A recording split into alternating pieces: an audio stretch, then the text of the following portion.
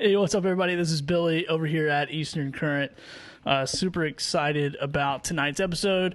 We got Justin Carter on from Redfin Charters down in South Carolina. Going to be talking about trout fishing, some maybe even kayak fishing, man. Big kayak fisherman.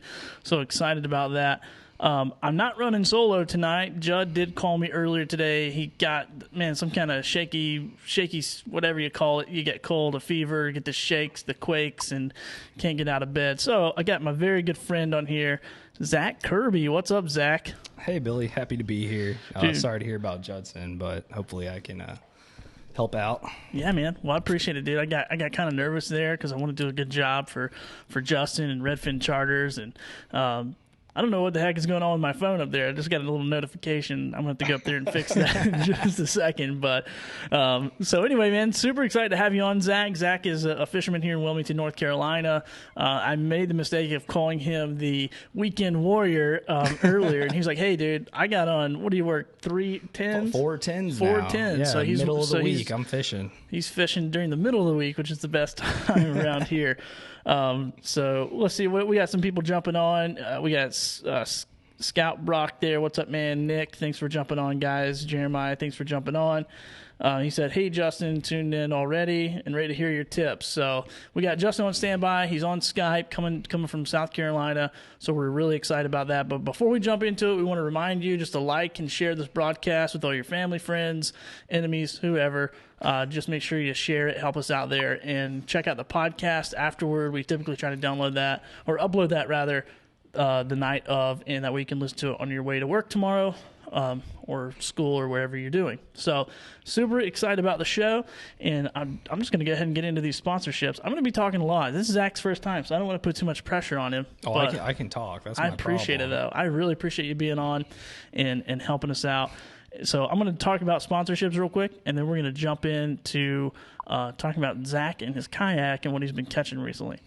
So this show is brought to you by, I had to do that voice, iStrike Fishing. So super like those guys, man. They actually introduced us to Justin, so we're really excited. Appreciate Dave and Ralph over at iStrike. Go check their store out, up to 40% discount when you order for bulk, and then use the code Eastern Current 10, all caps, and get an additional 10% off. Cito, make sure you don't get stuck. Call Scott. You know Cito Scott, don't you? Oh, yeah, I know Scott. Oh, yeah. Scott's a great guy. Has he ever come and towed you out with your kayak? Not yet. I know you get his number on speed dial. So, AFCO, you'll see Zach and I wearing matching hats. Almost, it's one was shade. Not planned. One shade different. Great minds think alike. So check out their gear. Eastern Angling, which is Judson Brock, the co-host of this show, Eastern Current, and unfortunately, he has the crud, so he can't make it tonight. But he's going to be feeling better. Hopefully, we go fishing with him on Thursday. So check him out. Go book a trip with him. Just not on Thursday because that's when I'm going. And then Marshwear, another great outdoor gear place for your apparel needs. Thorpe Creative, we make custom hats, shirts, all that stuff. Smoothie King would show you my smoothie, but I already chugged it. Oh, I still got a little bit, but it won't last long. CT Custom Lures is a good friend of ours that makes flies. Go check out his Instagram. And last but not least, KBT Realty, which is the new real estate company I'm a part of, real estate team. So if you need to buy or share a house. If you want to share a house with your friends, I'll sure sell you guys one. No big deal. But buy, sell, or invest in real estate. I'm your guy, man. Been knocking it out, dude. Actually got a house under contract this week, so super excited. Someone's getting that trip. Someone's getting that trip, man. Someone's getting that trip. We'll have to work that out. I think that trip is still in the air because, we'll see. We'll see if the person that I bought, that bought the house qualifies. So anyway, dude, tell me a little bit about. I know you've been doing a lot of kayak fishing. Your girlfriend bought you. Is it girlfriend or fiance? Girlfriend. Sorry. Girlfriend. Wow. If she's watching right now, I gotta watch out. Oh my gosh. I just trapped you into that. She knows that college was not like the best time for me. I definitely worked for quite a few years before I went back to school, and it was different. So when I finally graduated and I got that job, and it was like things were looking up, she got me a Hobie compass. So I've been absolutely enjoying that, and a little too much. She's probably regretting that because it's like, what have you been chasing out there though? Well, I like to go offshore a lot, near shore stuff, jigging on near shore wrecks, the Marriott Reef off CB, a lot of jetty fishing, when it's windy, in either the river or the ICW, usually around Carolina Beach area up to Wilmington. This weekend, most recent trip, I was trying to catch some albacore on the kayak, and it was like absolutely insane. So I was chasing these schools, and then all of a sudden they would just absolutely blow up around me. Like it looked like I was in boiling water. There's fish jumping everywhere. Did you get them? Did you hook them? Never caught one. Dude, Never hooked I'm not up. going to make fun of you. I was with Judd just a few weeks ago, and we were fly fishing, man. I can't tell you how many shots I took at those jokers. I couldn't retrieve fast enough, which I'm going to try to redeem myself on Thursday if he's feeling better. So if you guys are watching, whatever you do, if you pray, send good vibes, hope, or whatever way you send somebody some good mojo to get better, make sure you send it his way, because I want to go crush those albacore. Yeah, my problem was I was going big. I had the big Yozuri out the back, live bluefish. I was like, there's going to be some kings in this water. It's 74 degrees. Like, all these boats are out here trolling. I was like, I'm going to troll with them. Nope. I'm going to troll with the boats. Well, that's awesome, man. Well, dude, I'm glad you're on the show with us, man. Thank you for bringing some great questions and great conversation. We've already been talking to Justin a little bit before the show, so I'm super excited. Anything else before we get started? I don't guess we should wait. We should just bring him on. Yeah. All right, man. Here we go. Let me bring on Justin. What's going on, man? You're on. You're live. Hey, guys. Thanks for having me tonight. I really appreciate it and excited to get this conversation started. Heck yeah, man. Well, we appreciate you being on the show. Dave Flad, said, hey, if there's one guy you need on the show to talk about fishing of any kind, but in particular trout fishing, make sure you have Justin on. He's the man with the plan. He knows what he's doing. So really appreciate you coming on. And for everybody watching, Justin is a part of Redfin Charters, so you can look that up. Let me bring his video up here. It's redfin_charters.com. So, dude, let's go ahead and jump right in, man. Tell us how you got into the world of fishing. I mean, kind of like everybody else, or a lot of other people. I shouldn't say everybody else, but like a lot of people, it started very young. Pond fishing, catching brim, whatnot. But it quickly turned, I guess it was probably third grade. I went to the Bassmasters Classic in North Carolina, Greensboro, North Carolina. I believe, no, I can't. I'm not even going to try to recall who won that one. I want to say it was Fritz, but that wasn't right. He didn't win North Carolina. Anyways, doesn't matter. Really enjoyed it. Saw the fanfare and that everything that fishing had to offer, and it really kind of opened my eyes up. And at that point, started reading. And then the next thing you know, you couldn't pull me away from the lakes near the house, or I'd be gone before. Gone in the morning when the sun came up, and my mom would be driving around the lake trying to find me because I hadn't come home yet and the sun was setting. Before cell phones, and really, really got hooked. And then, grew up coming out to the beaches, spending extended periods of time out here, saltwater fishing with my family. Kind of like everybody else, started surf fishing, pier fishing, going out on charters, and then it kind of evolved from there. I moved to Charleston back in 2002. So I've been here now almost 17 years, and I had every intention of going to school. I had no intention of choosing a school for a degree. It simply was called to Charleston or bust because it was at the beach. I wanted to live on vacation, wanted to fish, and wasn't sure I was going to do it for a career, but certainly wanted to be in that environment and live that lifestyle. And one thing led to another: kayak fishing, then tournament fishing, then kayak chartering. And then, even before that, I'd worked on head boats as a mate and done some other odds and jobs in the water. And then it came a point in my life where, I realized the kayak charter business, at least for what I wanted it to be, wasn't going to pay my bills full time, and was doing two jobs. And even though as much as I loved it, if I wanted to make a transition, wanted to make a living doing this, I was going to have to make a transition. And if I didn't, I was going to have to, make a career out of something else. And ultimately, it got to a point where luckily I met the right people and was given a couple of opportunities and kind of very luckily succeeded, and I've been able to do what I love for a living and share my passion with people, and share that passion and hopefully, create that next fisherman, give them that love that I have for the sport and pass it on to somebody else. And it's pretty cool. Long hours, but it's a wonderful job. Yeah, man, that's awesome, dude. Long hours on the water and hanging with people. And, you know, a lot of times I hear a lot of young guys like, oh, I want to be a charter boat captain. That's so easy. But then I get out there and I'm on the boat with some captains and I'm like, dude, this is work, man. This is work. But to hear the reason why that you're doing it, I think is awesome, to create, you know, like you said, inspire that next person or create that, you know, love of fishing in the person. And so, a lot of stuff that we love to do here at Eastern Current is do that same thing, man. We're just creating this, you know, to inspire the next person. So, dude, now tell me, where did you grow up again? I don't know if I caught that there. I didn't. I grew up in Greenville, South Carolina. Oh, okay, right in Greenville. Gotcha. Yeah, went to Malden High School. Obviously not near. Grew up bass fishing. A little bit about myself. I brought my bass fishing habits down to saltwater, and anybody that's ever fished with me or knows me, I am a rod snob. I don't leave, like if I go on somebody else's boat, I'm like, how many rods can I bring? No, seriously, how many? Like 6, 7, 8? I'm a big believer in every rod has a purpose, and every rod, you know, every technique needs a different rod. St. Croix loves me for it, certainly. I own quite a few, but I really, really am a big believer in having the proper tools to present the tactic or lure correctly makes a huge difference in my success. Whether it's, you know, throwing finesse, whether it's throwing jerk baits, whether it's throwing hard suspending baits or topwater or jigging, it doesn't matter that, you know, there is a rod for that action that really does it better than the other rod will. Gives you a better feel, gives you the right tip or the right backbone. You know, the right bend in the rod.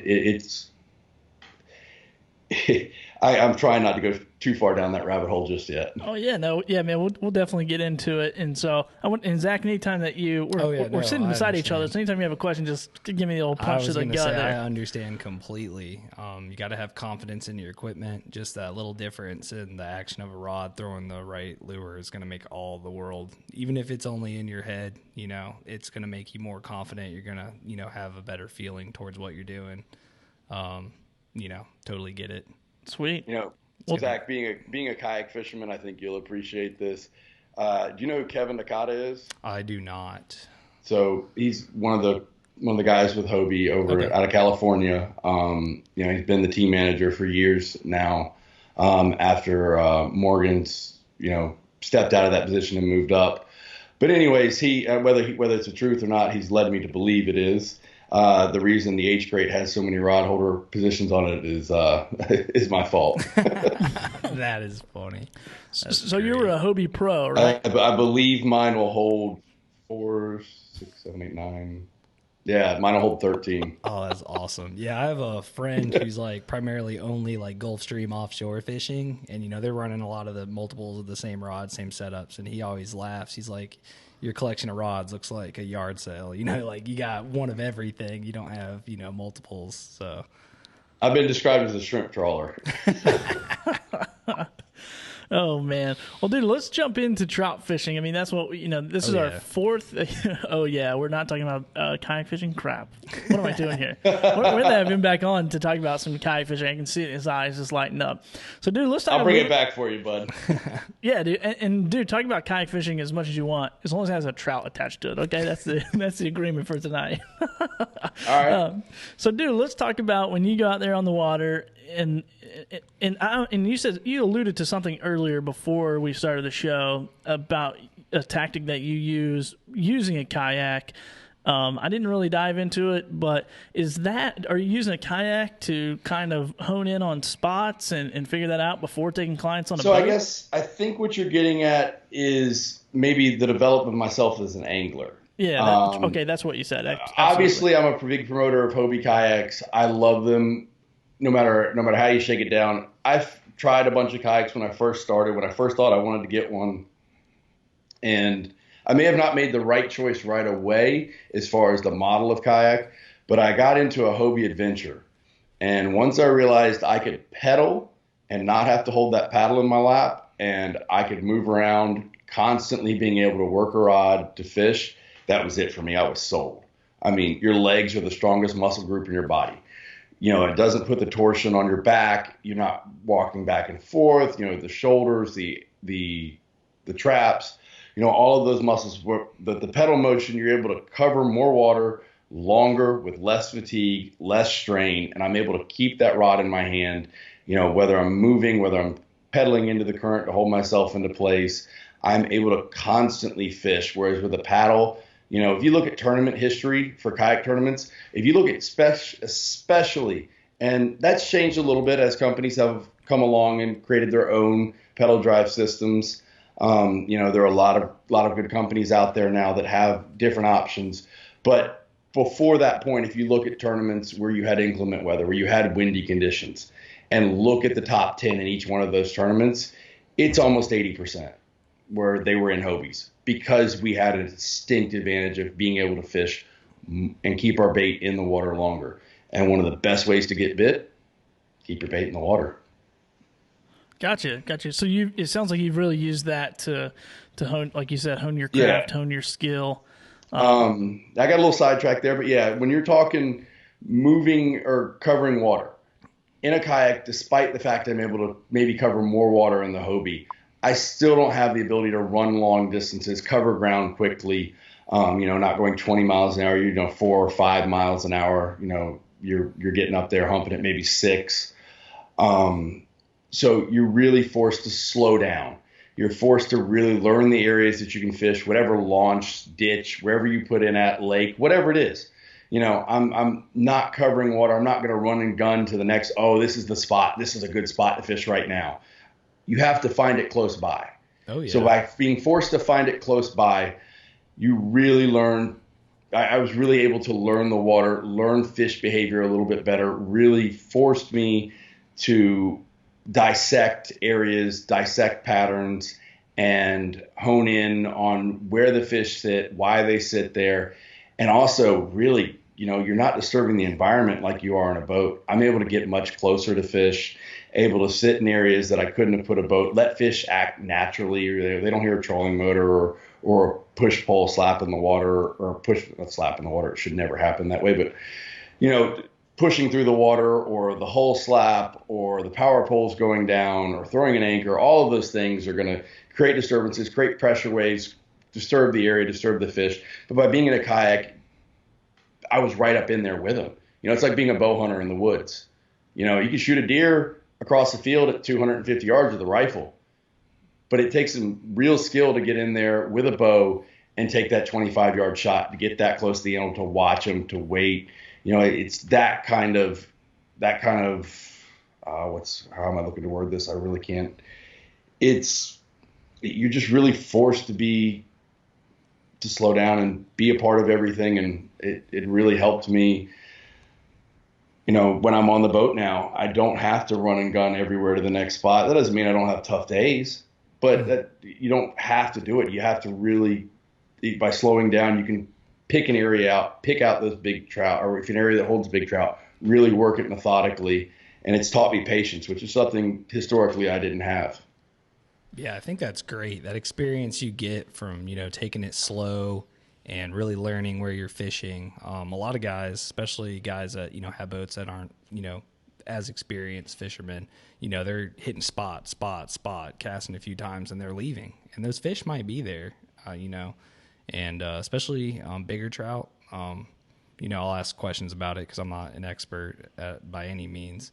But the bigger trout, they're more, you're not going to find big schools of them. They're predators. They're top predators for their areas pretty much. And working it slow, I think, if you could, talk about that and shed some light on your experience with that, like how. So understanding what big trout, wherever you are, and it's different for everybody because they relate to different kinds of structure and have different kinds of environment, whether it's grass beds, whether it's drop-offs, whether it's rocks, whatever it is. But you got to figure out first off, why are they there and what are they feeding on and when are they going to feed on it?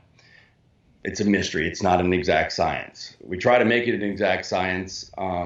Dave has been helping log, barometric pressure, or certainly not help. He's been taking the information I give him and logging it. I haven't done that part of it, but trying to create trying to find consistencies in the bite, whether it's wind direction, whether it's wind change, whether it's pressure change, whether it's temperature, what factors drive a bite. But ultimately, when it comes down to it, it's trusting that you're in the right areas. And once you've trust yourself that you're in the right area, that you're in a big trout area, it's time to slow down, in my opinion. It's not time to rip through and get that reaction bite. I may work an area 100 yards long and may go through it 3 or 4 times and work 3, 4, 5 different baits and different presentations or different colors or sizes, and really trying to find what they're keying in on during that feeding period, or getting them to feed when they don't want to feed or aren't really actively feeding. Oh, man, that's a pretty good strategy. A lot of times, I think that's cool. What you learned about kayak fishing was like, hey, slow down, pace yourself. It taught you a lot of patience because, I'll just share one little story. My father-in-law and I, he's in town this week, and so we went on Sunday night to, on the full moon to go fish right up on the north end of Wrightsville Beach area.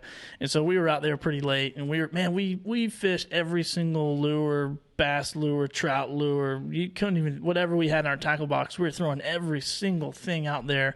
And, a lot like you, we weren't fishing, we weren't covering a lot of ground. We were on foot. So we were just like kind of fanning out. Almost right beside of each other, just like fishing this whole area. And then, finally landed one. I wish we could have said we landed 50, but we just landed that one. And I'm like, holy cow, man, this is crazy. But if you're a big trout fisherman, it's all about that one. Yeah. Yeah, you absolutely. could throw all day long for that one fish. That's what I tell my clients all the time. When it comes to big trout, what do you do on your day off? Whether it's, and most of the time on my days off, it's going to be when I'm trout fishing. It's going to be right now through the winter, as long as it stays warm enough, and then it's going to be from maybe mid-March through mid-May. That's our best big trout bites. Do we catch them other times? Yes. But when is your best chance at them? It's now through, I'd say, Christmas. Typically after New Year's, it slows off. But it's catching that one fish. I will throw all day for a chance at one slob. It's just a different fish once it reaches, 22, 23 inches. It's not the saw. It's still a fragile fish. You still need to handle it with care. You still need to respect it. And, I'm going to promote it. I would like to see some conservation changes. I'd like to see some law changes, where we release trout over 20 or do like Florida does, a 1 over 20 rule. But these are our breeding stock. These are our big females. For those of you who haven't seen it before, we had a big trout kill a few years ago, a lot like North Carolina did.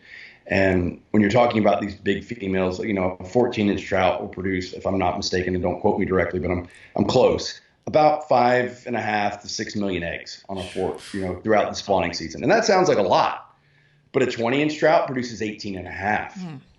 And that number continues to go up. And not only are we passing along a quantity, but you're passing along potentially better genetics and potentially putting better genetics into the population to in turn produce an overall population of larger fish. And I think that's important for people to realize that, just because you catch a trophy fish, you don't have to eat it. There's plenty of great tasting 16, 17, 18-inch trout.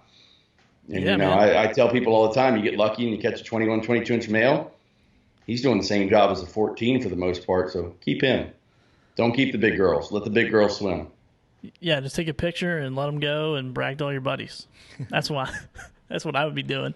So let's talk about that. Let's talk about the location. Like, what are you, looking for? And I think your kayak experience, I hate to keep just, hitting this, but I think it really, from what I understand, is helped you learn those types of spots. So when you were really kayak fishing a lot, and maybe you still do kayak fish on your time off the boat, but what kind of what kind of areas you're looking for? What kind of bottoms are you looking for? Like, can you fill us in a little bit? And we can talk gator trout, or we can talk normal, whatever you want to. But it's fine. We can certainly talk gator trout. So when I'm chasing big trout, just like any other fish that lives in current, minus pelagic species, I'm going to take that out.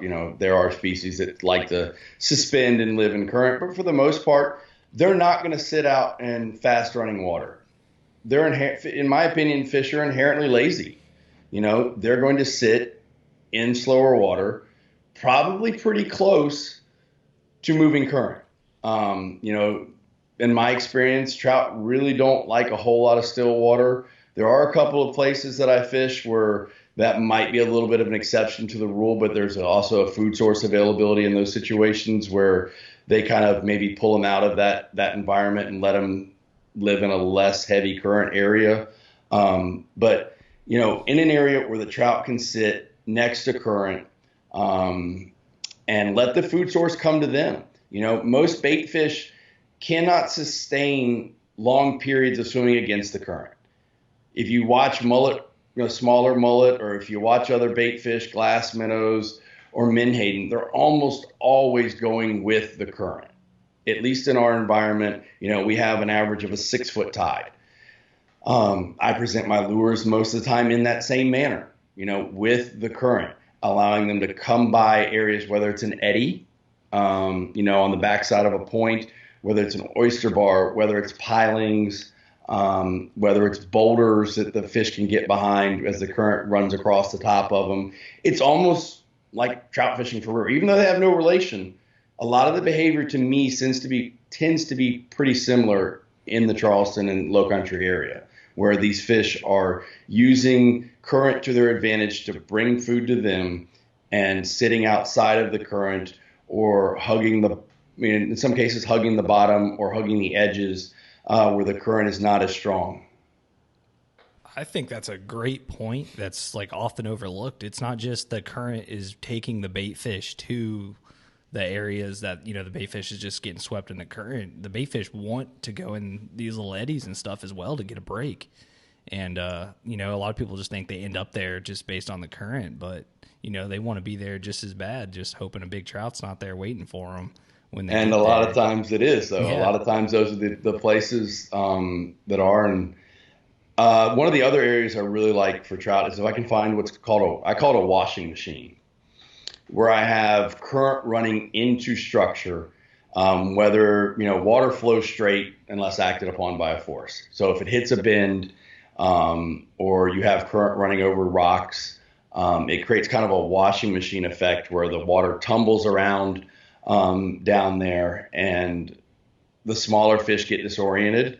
You don't know, for those of you that bass fish, fishing the windy side of the lake, where the bait gets pushed on the windy side of the lake, gets churned up and kind of disoriented. And, you would think that the fish wouldn't sit out in that. That's one of the few environments I find, though, that I catch trout maybe in heavier current.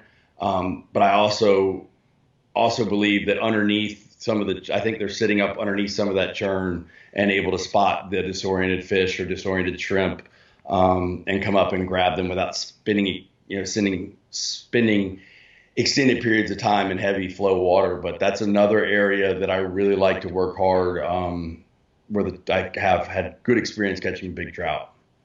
Now, when you present to those areas, I'll talk a little bit about presentation. So, say if I'm fishing a pylon, are you like casting? Like letting the bait flow? And this might sound dumb. I don't know if it's a dumb question. I don't know if anybody told you. I'm sure it's not. But so if I'm fishing it, am I fishing it on, say, the north side where it's flowing down and letting it flow into that pylon and around naturally? Is that kind of how you present it? That is almost always how I present. Okay, gotcha. That's how the bait's going to be coming. And so if you have pylon sitting like this, your current's running this way, you're going to cast up here. Fish is going to be sitting here behind the piling. And as the bait comes by the piling, comes into field of view, fish comes out, grabs it, and it's not working very hard sitting behind that piling, where if it's sat just outside of it, it has to sit and struggle to stay in place. Gotcha. It's providing that current break. I will tell you that most of my trout, big trout, unless caught on topwater, most of my bigger trout tend to come out of a little bit deeper water. I'd say 6 to 15 feet, with a lot of them coming from 8 to 15. Okay, gotcha. And what does the water temperature look like for those bigger ones? Have you noticed? below 80, particularly, that 60s to high 70 mark seems to be kind of the magic number for higher activity levels. In the spring, I think is always our best chance at getting big trout. They're getting ready to have that first spawn. I don't know. For those of you that have had children, my wife is pregnant with our first child, and being pregnant, they've got in her case, she's got another human being growing inside her, and she's hungry. These trout are filling up with eggs. Their bodies are working hard to develop to make that next generation of fish, and they're a lot hungrier, so they tend to be a little more aggressive. And in the fall, the fish have a biological clock that kind of starts ticking as fall approaches with the waning daylight hours. And they know, nature is telling them, hey, you need to eat. You need to eat now. Food's leaving. It's not going to be plentiful here in a couple of months, and you need to take advantage of that. And those two periods to me tend to be my best times to catch them, when nature has these fish turned on and needing to feed, whether it be to create life or whether it means to be preserving life. That's awesome. And so when you have a big trout sitting behind some structure, the currents run into it, it's in some, deeper water for, typical inshore fishing when people think, inshore. What are your favorite things to present that fish? So a lot of times what I'm doing, if I'm fishing by myself or fishing, not running a charter, I'm going to be throwing Z-Man plastics. The Minnow Z is always my, one of my favorite go-tos. It's a simple 3-inch paddle tail. But the great thing about it, I'll pair it with the Trout Eye 3/16, sometimes an 1/8, sometimes a quarter, very, very, very seldom a quarter. I like to stay as light as possible. But the current flow dictates it. The harder the faster the current's flowing to get that bait down where I need it to be, I'm going to have to use heavier weight. But I'll always like to try to get away with as light as possible. Very often I'll even throw 1/5, 1/6 of an ounce, or sometimes even an 1/8 if I can get away with it. But I'm throwing these lighter baits. That Z-Man plastic, the Elastec that they use to make that plastic, has a buoyant property to it that no other plastic that I know of has. When I say they're buoyant, I'm talking they float.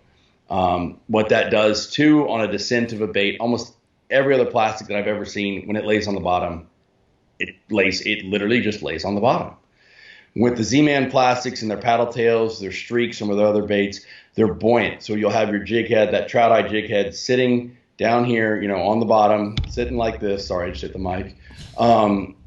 But that paddle tail, the part that is not attached to the hook, is sitting up in the current, and it's fluttering. That current's causing it to flutter. And I cannot tell you how many fish I've had pick a bait up like that, whether it's a redfish or a trout. And I really think that makes a big difference. When a fish sits upside down like that or head down like that, and I think of it as a feeding position. They're vulnerable. They're not paying attention to their environment around them. And having seen enough fish eat, they really like things swimming away from them rather than at them. If they can come up from behind something, especially something that doesn't look like it knows that a predator is behind it, where they feel like they have an easier opportunity to grab it, I think it's going to make you more successful. And that Z-Man really has that unique property to allow it to sit in that position. As well as when you pair it with other jig heads, I can kind of control my fall rate and leave it in that zone a little bit faster. Let's say the fish are holding, if they're holding on pilings, let's say they're holding 8 feet down in 12 feet of water. They're not sitting on the bottom, they're not sitting up high. As that bait falls and flutters between whether I'm working it on a slow, steady retrieve, but more so when I'm jigging it, as it falls, because it's more buoyant, it's going to stay inside of that zone longer than another plastic will, which will just sink right to the bottom. Oh, gotcha. Yeah, dude, I love that's what I caught that trout on the other night, and so I love Z-Man stuff. And so let me ask you, because I'm really curious, because like I said, we fished for several hours, and so being a newbie in the saltwater world, I'm trying to learn as much as I can as well. hence the only reason I started this podcast was yeah, all the secrets. Pretty good way to get information. Yeah, dude, I'm mining all the secrets. That's my objective. So, dude, when you're retrieve, and you talked a little bit about retrieve, you talked about slow retrieve, and man, the other night I used a couple different. I mean, I put every retrieve I ever knew to it: fast, slow, let it sink, let it sit. And I guess where I had the most success was when I just kind of threw it out there and almost forgot about it. Like it was after it's getting beat up for a couple hours, I just kind of chucked it out into the current and just let it sit. And then I felt like just a quick little jab at it, and then I just sat for a second. Almost thought it was like a flounder or something. Then I hooked it. So can you talk a little bit more about some of those strategies? Because I think a lot of times we got the good, we got the right weight, we got the right bait, but maybe just the urgency of moving ourselves or whatever, we feel like we're given more action. Can you talk a little bit about that and what your strategy is? Well, finding a cadence or finding a reaction bite, it's part of what I talked about before about slowing down. Not just slowing down your presentation, but slowing down to work a particular area. It sounded like you were fishing an area where you knew there were fish. You knew that there was a chance at catching big fish, or historically that area had held better fish. So you guys weren't just out there beating the water up for no reason. You guys, if I'm not mistaken, have you caught big fish there before? Oh, well, I have not, but somebody in my friend circle pretty much told me when, where, and what time. Okay, so you had some good intel that told you that this is a good place to do it. And that being the case, when I'm in an area, like I talked about, that I believe holds bigger trout, for whatever list of reasons I've given and whatever list of areas that they could end up being. And I'm sorry to kind of be general here, but there's so many potential answers to that kind of question. But it's about finding what they're going to react to. And it's not just about working a pattern. It's about color. I'm a big believer in matching the hatch. If the water is clear enough, I am going to throw natural colors almost all the time. If the water is not clear enough, I have to be seen to be eaten. So, throwing chartreuse, throwing white, throwing brighter colors, or throwing darker profile colors, depending on my water clarity and light conditions. But when I am working an area in particular that holds fish, I'm going to maybe throw the same lure through that area several times, and I'm going to try to vary it up. I'm not going to work the same cadence. I might do short hops. I might do longer raises and falls. I might do a steady retrieve, and then I might do a steady retrieve with a couple of hops and falls in between. If I have heavier current, I may let the current sweep it and just kind of try to keep up with the slack and just keep it up just enough to keep it up off the bottom. It's kind of a steady retrieve, but not really the same. You're letting the current do a lot of the work for you, just trying to keep it from snagging off the bottom. And that sounds kind of like what you just did there, was allow it to sweep through and just kind of keep up with it. And that's, then that comes into play too, where, okay, what weight works with that? If I throw a quarter, is it going to sink too fast? If I throw an 1/8, is it not going to sink fast enough? Or am I going to throw a 3/16 or whatever the weight combination is? And that's why I believe it's important to really work areas, because if the fish are there, you have to give them a reason to eat it. It's the only sport in the world. You ask a live animal to make a choice to participate in for you to be successful. And that's what makes that artificial bite so rewarding, is not only am I taking something that's not natural, I'm presenting it in a way that makes it stand out, that makes it look natural, but doesn't stand out so much that it turns the fish off. And it is choosing to eat my presentation. And to me, that is very rewarding feeling, to get that kind of bite and to know that fish chose to take that presentation. Now, in heavier current, I really keep going back to that minnow Z. It kind of tends to be my favorite search bait. Some of my biggest fish have come on it. I do like hard suspending baits a lot, or slow sinking baits a lot. However, my current really dictates really affects my ability to throw them. Most companies that make those style of baits are from Florida, and I can't seem to find one that sinks at the rate that I need it to a lot of times to fish the desired depths. A lot of them are designed to fish in 1 to 3 feet of water or 1 to 5 feet of water.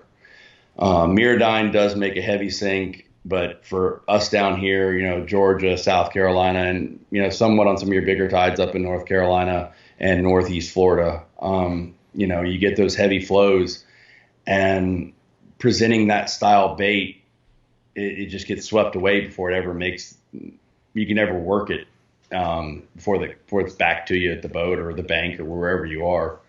But that is one of my favorite presentations, and I catch a lot of good fish on it, whether it's grass flats in Florida or the slower tide days. And, you're talking about, you told me that the guy that gave you the spot out at the jetty said that this was the time and place. And I'm not going to ask you for the details or wherever, but I always tell people, I said, trout to me are like the Goldilocks of fish. They don't like the water moving too fast. They don't like it moving too slow. They don't like the water, too clear. They don't like it too bright. They don't like it too hot. They don't like it too cold. They die when it gets too cold. They're lethargic when it's too hot. They're a finicky fish, and there's something about getting that bigger, smarter fish to eat that really drives me. The topwater bite is probably the easiest way to catch bigger trout. If you gave me one thing to say, what's artificial wise, what's the easiest, that's it.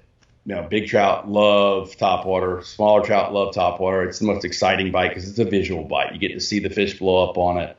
I haven't really talked about bait much, and I don't want to get into the bait topic too much, but live bait always works. Everything eats shrimp, mullet, the right size menhaden.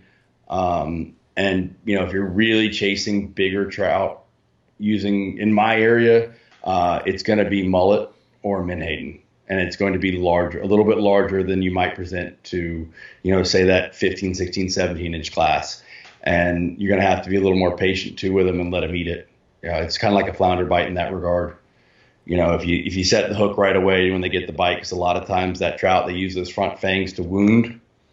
They'll grab it or hold it with those. And if you set that hook right away, you're going to lose them. But you've got to be a little more patient on that big trout bite and let them eat the bait. And I encourage you to use circle hooks. Please use circle hooks. Do not use J hooks or treble hooks when you're fishing for these big trout. We want to let these ones go. We want to let them live. They're fragile enough as it is, and using something like that that's easier to swallow or tear them up, I'm not a big fan of. I think that's a great point, especially with the bigger trout. When they eat a bait, they inhale almost sometimes, and you're going to gut hook them. I've seen some underwater footage of a trout taking a bait, and it just opens its mouth, and that thing's inside it. It's like a bass. Yeah. It just sucks it in. But I want to ask some questions about how you are using your search baits. Once you find trout in the area and you're throwing your search bait and you're working an area, once you find the trout, how do you change up your tactics? Like once your search bait finds bait, do you keep throwing it to find out how they are in the water column, or do you switch over once you know? Well, I'm certainly going to use a depth finder if I'm fishing deeper water. I like using side scan. It really allows me to go outside of an area without going on top of my fish. And for those of you who don't have side scan or have used side scan but haven't really figured out how to look at it, there's a lot of great videos online, whether it's Simrad or Humminbird or Lowrance or whatever company you use that offers that. Garmin. I really can't, without being able to show it up on the screen, it would be really difficult for me to show, hey, this is what a fish looks like on this unit, because it's going to look different on this unit, or it's even going to look different on the different color palette options. But if you can go on, YouTube it, Google it, side scan is a wonderful tool for locating fish along structure without having to run across the top of them. Trolling motors are quiet, but they're not silent. If you're running over top of fish, you're going to disturb them. They're going to move out. They're going to move left or right, or they may even stop them from being willing to eat. I do not like running over the areas I'm going to fish. I like staying outside of them and throwing up to them and working them, through that area. Obviously, sometimes you can't help it, but if I have a choice, staying outside, but working those search baits, it's not all about throwing the same bait. Even if I get a few bites on a bait in an area, unless it's a big fish bite. If it's a big fish bite, I'm gonna try to repeat whatever I just did, whether it's the slow retrieve, whether it's the light twitching, whether it's the pause. But if I'm not getting the big fish bite and I think they're in the area, I'm going to probably change lures, change colors. Like for me in the spring, I'm a big fan of Pearl Blue Glimmer from the Z-Man line. Opening night, one of the main food sources during that time of year is going to be glass minnows. And in some areas it's shrimp, but for the most part, from what I've seen during the winter months, trout are feeding on glass minnows. So I'm going to try to mimic that. On high pressure days, high bright sunshine days, I'll even dial my bait size back even further and my line size and weight even further if the current will allow for it, and throw things like the Z-Man Slim Swim, put it on a 1/6 ounce jig head, or 1/5, 1/8, whatever the lightest I can get away with is, or the small streaks, the 3.75s, something that has a much smaller profile to it and kind of fits that glass minnow size. That's what the fish are feeding on. A little bit later in the spring, I might step up my bait size a little bit as the first round of menhaden, bunker, pogies, whatever you want to call them, move into our area, and that's one of the first major kind of high protein, high fat foods that the fish have available to them. So I will go with that. And if it's been a warm winter, shrimp is going to be always a go-to. A lot of big trout eat fish, but I'm going to tell you what, put a shrimp off their nose and they're going to crush it. We had a comment a little earlier. Someone said to ask you about how you feel about Ned rigs. I don't know if that was based on some history with them or if they knew something. Was that Dave? It was. No, it looked like it was someone named Marge. I'm a big fan of the TRD. Okay. I love the TRD. I have caught plenty of big fish on it. I don't really understand sometimes why, because you ask me moving through the water, it does not look right. But I've caught everything. I've caught 40 plus inch redfish on it. I mean, it blows my mind. Elephants eat peanuts. That is something that I swear by. Elephants eat peanuts. Last year I took out my St. Croix rep Randy to the jetties, and he caught on the 2.5 inch opening night color slim swim from Z-Man on a TT Ned rig head. He caught a beautiful 27-inch fish right there into January beginning. I think it was into January, beginning of February. But glass minnow presentation, glass minnow size, that slow hopping. I don't get it. That one I don't get. It's a stick.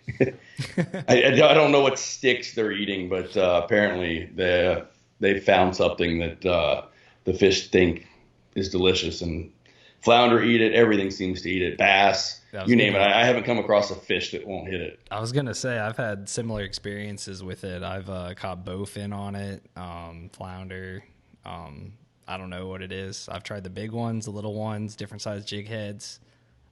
Most of the time I just throw it out and dead stick it and just let it float, and something picks it up and I reel it in. I don't know. I haven't had as much luck dead sticking. I will tell you though, for plastics, particularly when I'm using Z-Man ProCure, I'm a huge proponent of that product. This is one I don't have any affiliation with, but I'm a true believer.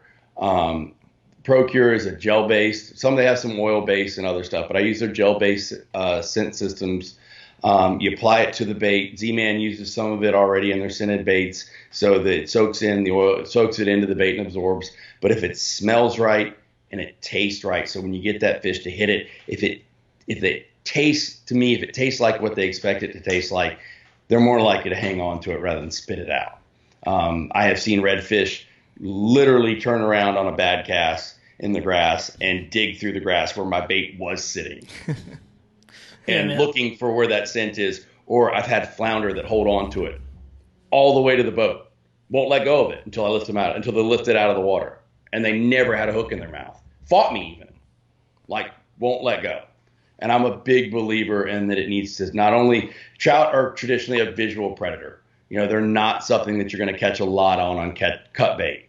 Flounder are a sight predator. I say scent predator for trout. I didn't mean to if I did, but they're a sight predator. They need to see it.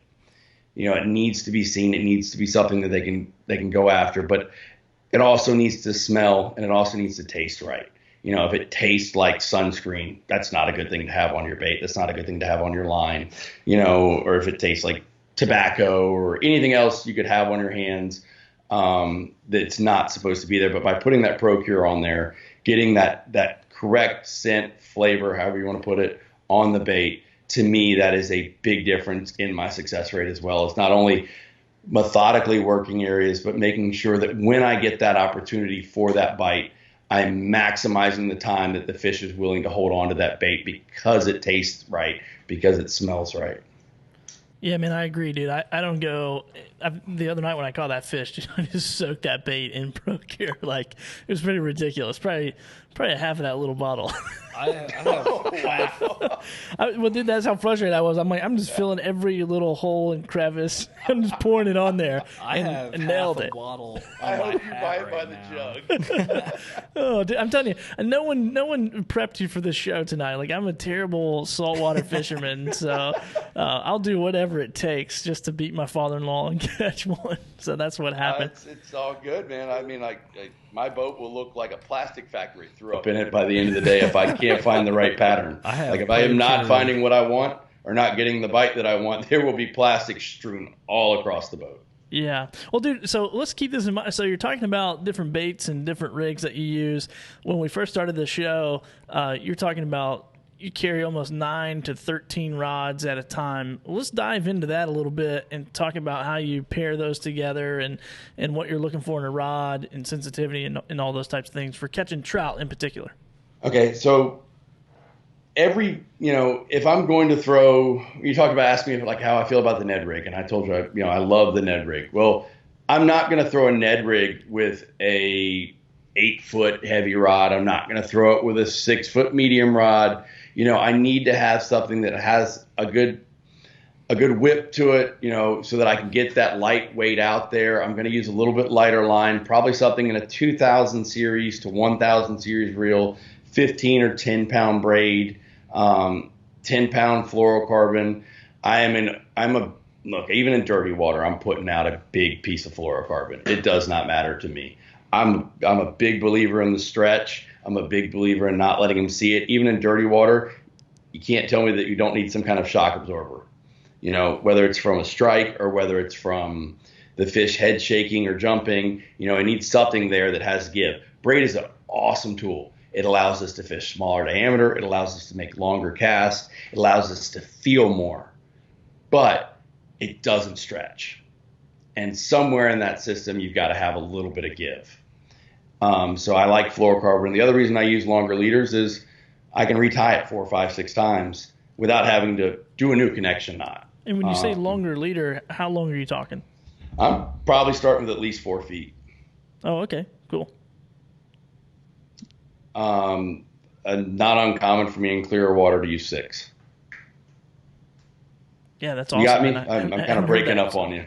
Yeah. Oh, yeah. I think Skype, dude. That's our arch nemesis here. So anyway, yeah, man. No worries. Sorry to interrupt you there, dude. Yeah, keep on that same thought there. And sorry to interrupt. I just was curious as to what length you're using there. And then so for something like a Ned rig, like I said, I'm going to use probably. I can get away with a medium light action rod. If I'm going to use a medium light, though, you're going to have to step it up to about 7.5 feet. Particularly if I'm in an area where I'm looking for maybe bigger, if I know bigger reds are in the air or something and I need that backbone, that 7.5 with a taper on it is really going to give me a little bit more action at the tip. It's going to be a little bit thinner than the 7-foot or even the 6'6". But then when I get down to the butt of the rod, down to the backbone of the rod, I'm going to have a little bit more material there. I'm going to use a little bit thicker. It's going to be a little bit thicker, so it's going to have a little more power to it to get through the fish. But I'm probably going to throw a 7-foot light, especially in the winter. I'm going to slow it down and I'm going to use lighter line.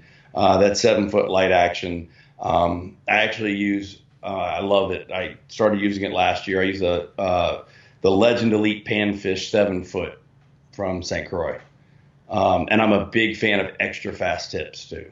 That quick recovery, that quick snap, that real quick light jigging, just kind of pop, pop, pop, pop, pop, pop. That is one of the motions to me that tends to get the best reaction bite, rather than having that 4 to 6 inch up and down. I'm talking like 1 to 3 inch, just where the bait's just kind of almost fluttering on the jig, and then I might have a quick snap at the end and lift it up. And a lot of time it's either right on the first snap or it's on the drop where you get that bite as the bait flutters back down. Stepping up, I'm a big fan of 7.5-foot rods kind of across the board, whether it's throwing top water. I get a longer cast out of a 7.5-foot rod. I have that better taper that I talked about. So I have the backbone to it and I have the sensitivity. And one of the things, if you're going to really get serious in chasing big trout, is you're going to have to make an investment in a rod. You need to make sure that you have a higher quality, higher grade graphite rod. I tend to use, something St. Croix grades theirs from SC1 to SC5 blanks. The higher the number, the higher the module in the graphite, and the more sensitive the rod is, the more fibers it has in it. You're going to talk and getting into your guides. You're talking about using titanium guides, carbon fiber, lighter guides, something that's going to translate that feel from the line into the handle. I like having my finger, whether it's above the cork, or if in some of the Legend series from St. Croix, they have a little bit of blank exposed in the reel seat that I can keep my finger on and keep my finger on that rod tip or rod blank at all times. And I can really don't lose anything coming through when your hand's on the cork, you're going to lose some. And I'm not telling you put your hand above the cork. You have to have your hand balanced on the rod. But you need to make sure that you can feel everything. And on those colder days or cooler days when the bite's a little bit softer, having your finger on the blank itself, to me, makes a difference in picking up the bite in time to set the hook before the fish spits that bait back out. Other than that, top water, I'm throwing a 7.5-foot medium. Suspending twitch baits or slow sinking twitch baits, I like to throw a 7 to 7.5-foot medium moderate action. Moderate has a more parabolic bend to it. The taper in the rod bends a little bit further back, so it has a little bit more give. On a fast action rod, when you set the hook, a lot of times when you're using treble hooks or stuff like that, you can almost rip the hooks out of the fish. With that moderate action, it has a little more give, and I feel like too it slows me down. Less of my movement translates from my arms and hands to the rod, or through the rod and back to the bait. It kind of absorbs some of it and forces me to slow down, as well as allow for that absorption in the hook set. Kind of for you bass fishermen, like throwing a crankbait rod, you have that big, huge bend in the rod when you set the hook. Otherwise, if you use a fast action, you'll snatch those hooks right out of the bass's mouth. Hang on. And such good information. Yeah, I'm filling out my notebook for my day off tomorrow. No, not everything I'm telling you is the gospel, but this is what works for me, and this is what works in my area. And I can certainly tell you that, my longest trout is not in this state. My longest trout I caught tailing like a redfish in Florida. Literally thought it was a redfish. Tail up in the air, pitched a jerkbait to it. I about peed myself when it head shook and came out the water. And we talked about trout being, once they get a little bigger in the winter, not being a schooly fish as much anymore. There are situations where they congregate. I'm not going to dive too much into this because this is something that I'm going to hold a little tight, but I will tell you that they have pre-spawn areas. Okay. And a lot of my trout, I have a tendency to pull big trout out of the same areas in the spring while they're getting ready to spawn, or get right before they get ready to do their first spawn. So finding those areas can be really crucial, especially if you catch a trout in an area in the spring. Take good note of it. There's a good chance it's not alone. That's one of the few times I feel like they really hang out. I've run into other situations. You say you were from Jacksonville? No, so we're in Wilmington, North Carolina area. Oh, the other yeah. Jacksonville. Yeah, so yeah, we're up north. Yeah, absolutely. So Okay. Jacksonville, North Carolina. Is Yeah, up the road as well. No. When you said Carolina Beach, were you fishing Carolina Beach, or were you fishing Fort Fisher, or? Closer to Carolina Beach, like Snow's Cut area. I've caught some beautiful trout out of that Fort Fisher area before too. Yeah, I do a lot of fishing. That's a very popular kayak spot. Very shallow, not too many boats running through there. Popular area. I haven't had too much luck there with trout. Not the best trout fisherman in general. I find, like you said, the Goldilocks fish. I'm picking my days where I can go, and they're usually not the days that I think the trout are working with me and my level of knowledge. I'm not able to hone in on them. So I'm not always able to hone in on them either, brother. I mean, it's a lot of searching, and just when you think you might have figured it out, they're gone, or on the day you don't think they're going to bite. Yeah. Boom. Or we'll have a window where we'll catch 2 or 3 within 30 minutes. Like, I'm talking, we've kind of started looking at stuff, and I'm going to, again, this is one I'm going to hold a little more tight here, but some of the information has shown that we find these fish to bite within a very short window, and you might get a few of them within a short window when that feeding period happens. And you could very potentially be running or moving or doing something else and completely miss that window. So do your research, but also keep your notes. When you catch big fish, not just put it in the memory bank. Take the time to log it. Did I catch this fish? What time of day, what tide, water temperature, water clarity, what bait did I catch it on? What depth did I catch it in? What was the wind? What was the direction? All of those things. And I do that for my guiding. I do that for my red fishing. I do that for my fishing in general. But it takes time, and it is a tedious process, and you won't see results from it. But I cannot tell you what you will gain from that over the years if you keep up with it and keep your logs and keep your notes, and you start to see some of these patterns develop that you may have missed had you not put that work in. Yeah, man, such a great show, dude. We're right up here at an hour, and dude, I think what you just said was some solid closing statements, like, hey, put in the work, put in the time, keep the data, get out there on the water. Everybody tells us, like, every single guest on the show is like, time on the water, and just get out there and hone your craft. So, man, unless you, Justin, have some other, thoughts that you'd like to leave with us, I mean, I'd love for you to take a couple minutes and, if you have some encouragements for the people viewing or listening to the show, definitely like to give you some time to do that. And then, but before we do, and I'll ask you this question, and then you can share some thoughts. I just want to make sure we hit some questions on the chat. Greg, hang on a second, Billy. Go ahead.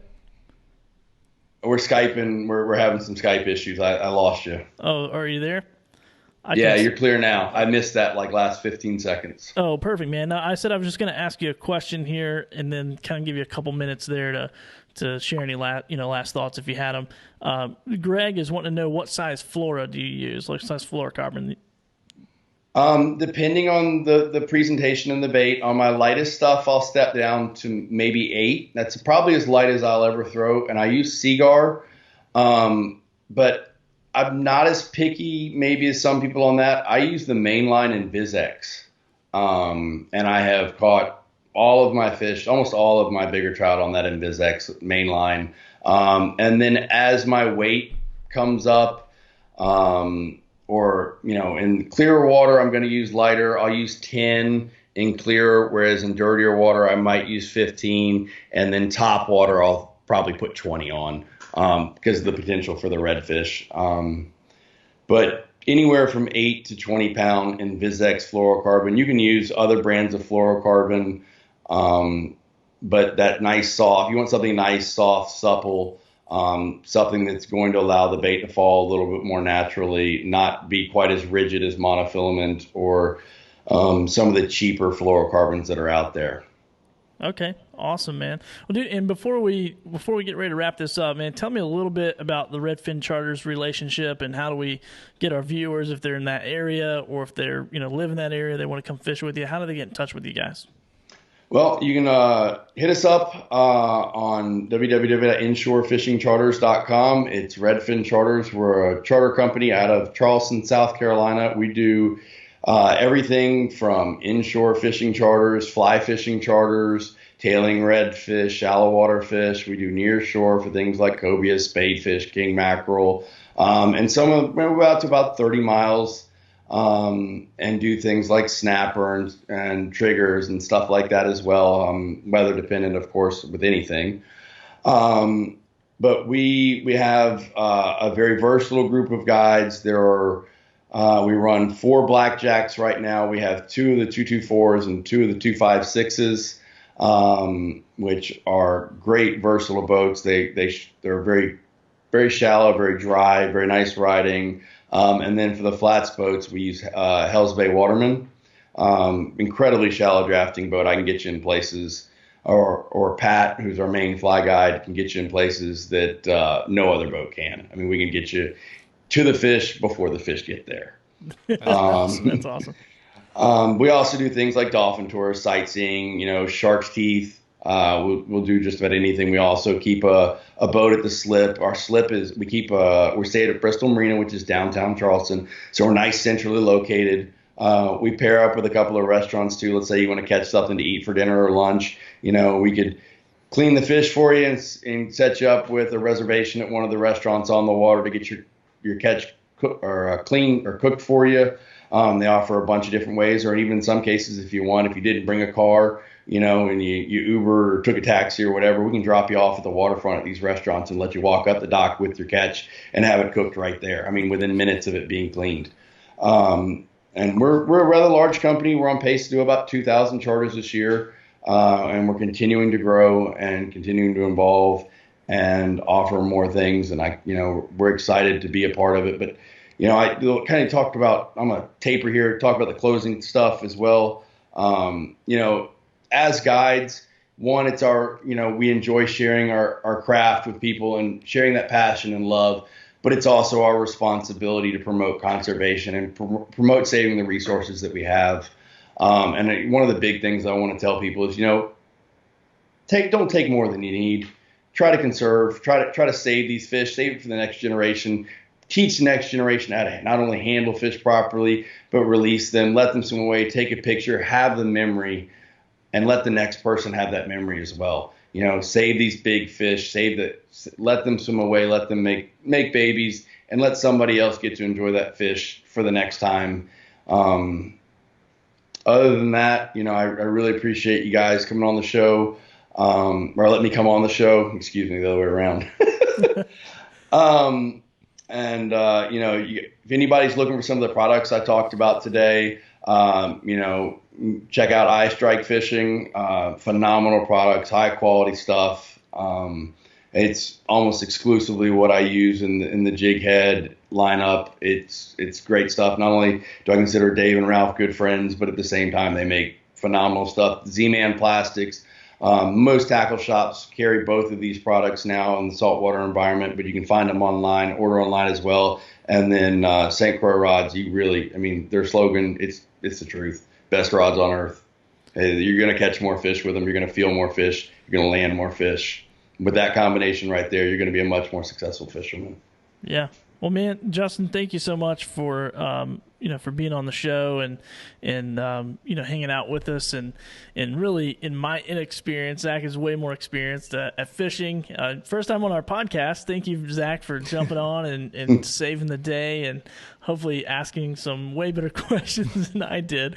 But dude, we'll have to have you back on for sure. I know you're telling us you're crushing the red drum earlier today, and thank you. I know you got right off the boat, you got right in the car and drove right to the spot where you're shooting the show there at Dave's house, and we appreciate Dave and those guys at iStrike. Once again, and get on iStrike.com, save 40%, use the Eastern Current 10, so that's just Eastern Current 10 to save an additional 10%. So really appreciate you being on the show, man, and we'll definitely have you back on again for sure. Thanks for having me, and I look forward to coming back on. I really appreciate it. Absolutely. Thank you. Awesome. Thank you. Man, Zach, what a show, brother. What a show. I think Justin nailed it when he said keep the bait in the water. Keep the bait in the water. The Z-Man helps you do that because it's, tougher. You're not retying as much. And I think just keeping your bait in the water and, trying different things and really searching for the fish and, realize that as a fish matures, its behavior changes, and slow down, take the time, and figure it out and learn throughout your career as a fisherman. Really hone in on the notes you take and the friends around you that are doing the same thing, and be part of your community to learn more. Yeah, I think it's awesome. And watch every episode of Eastern Current to learn the most. Well, Zach, dude, really appreciate you being on. High five. We're sitting next to each other. Super awkward that we're on two screens, but really appreciate you coming on and helping save the day. I'm going to wrap this thing up. Thank you guys so much for watching. This is episode 18 of Eastern Current with Justin. And man, just go check out Redfin Charters. Go to got a nice Instagram account. So Redfin_charters. Go check those guys out, see what they're doing. The whole experience, really. I mean, from catching it to cooking it, super, super cool thing they got going on down there in Charleston. So if you're vacationing in that area, or you live there, go check those guys out. Support their business. They just shared a lot of information, and so we really appreciate those guys, so go check them out. Anyway, guys, that's episode 18. I'm Billy Thorpe. This is our Zach Kirby, wherever he went. I don't know where that camera shot is. There he is, helping us out tonight. And Judson's going to be back. He's going to be feeling better. And even if he's not, we're going to drag him back into the show next week. So make sure you send him a message. Tell him, hey, thinking about you. I hope you get better. And we'll see you guys back here next week, Tuesday, 8 p.m. on Eastern Current. Have a great night.